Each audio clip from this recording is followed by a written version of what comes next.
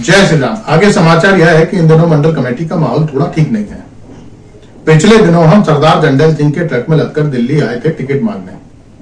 सरदार जी तो अपना मुंह दिखाने आगे भी आए थे। लौटते समय बड़े निहाल थे, बता रहे थे साहब मुंह देखकर मुस्कुराए थे, अब तो टिकट पक्का समझो। पर आपने उनका दिल तोड़ दिया। टिकट एक ऐसे नेता को दे दिया जिसे हम सालों से परिवारवादी कहते थे। 2 घंटे पहले वह पार्टी में आए और टिकट ले उड़े। सरदार जी ने तो टिकट मिलने पर जनता में बांटने के लिए जो दारू खरीद रखी थी, अब खुद पीकर गमगलत कर रहे हैं।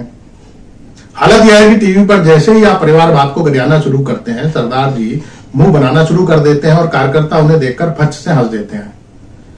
बच्चे गलियों में नारे लगा रहे हैं, मोदी तेरा मिशन अधूरा, बापू के चेले करेंगे पूरा। सबसे ज्यादा मजे तो सिया यादव और पत्रकार लंगड़ ले रहे हैं। कह रहे हैं कांग्रेस की जड़ें इतनी गहरी हैं कि वो भाजपा तक जा पहुंची। अब कांग्रेसी आ गए हैं तो कुछ स्वतंत्रता सेनानी भी आ जाएंगे। कब तक बेचारे उधार के देवताओं को पूजेंगे। टिकट कटने के बाद अपने सरदार जी दार्शनिक हो गए हैं।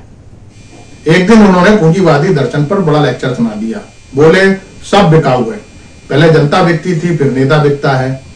जनता को नेता खरीदता है और नेता को कभी ठेकेदार खरीदता है, कभी अधिकारी, कभी व्यापारी, कभी दूसरी पार्टी। बड़ा व्यापारी तो पूरी सरकार ही खरीद लेता है। उन्होंने कहा बिकने वाले की औकात में भी फर्क होता है। जिस शराब ठेकेदार से पैसा लेकर केजरीवाल जेल चला गया, उसी ठेकेदार ने हमें भी पैसा दिया, पर हमारे दामन पर कोई दाग नहीं। पार्टी के दिलजले कार्यकर्ता राधेलाल पंडित जी ने उनकी बात को विस्तार देते हुए समझाया, भ्रष्टाचार भी एक कला है। विरोधियों की दिक्कत है, वे पकड़े जाते हैं। हम भ्रष्टाचार भी पारदर्शिता के साथ करते हैं। वे यही कलात्मकता सीखने तो अपनी पार्टी में आ रहे हैं। यह भ्रष्टाचार की आत्मा का परमात्मा से मिलन है। उन्होंने नारा दिया, दुनिया के भ्रष्टों एक हो। सारे भ्रष्ट एक साथ आ जाए तो देश से भ्रष्टाचार का मुद्दा ही खत्म हो जाएगा। प्रभु मंडल कमेटी इन दिनों आपके लिखे पत्र मतदाताओं को पूरी शिद्दत से बांट रही है। आपकी बहू इस बात से खुश है कि आप लोगों को पत्र लिखने लगे हैं, वरना पहले मन की बात ही करते थे। मैंने समझाया पत्र भी तो एक तरफा होता है, वापसी पत्र कहाँ भेजना है किसी को पता नहीं। साहब ने तो नोटबंदी को भी मास्टर स्ट्रोक बताया था, अब तो पत्र में भी उस पर कोई बात नहीं करते।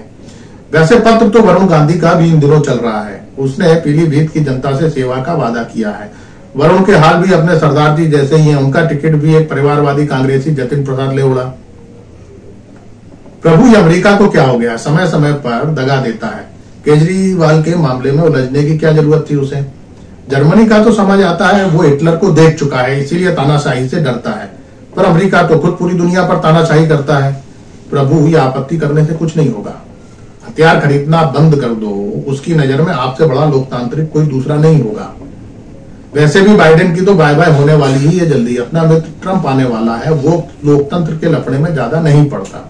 बीच चुनाव में मनरेगा मजदूरों की मजदूरी में 7 रुपए की ऐतिहासिक बढ़ोतरी करने पर आपको बधाई।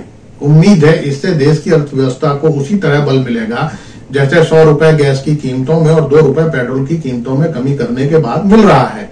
प्रभु ये एम्प्लॉयमेंट रिपोर्ट के आंकड़े आपके हर साल 2 करोड़ रोजगार की गारंटी के वादे की पोल खोल रहे हैं। रिपोर्ट बताती है देश में कुल बेरोजगारों में युवाओं की हिस्सेदारी 83% हो चुकी है।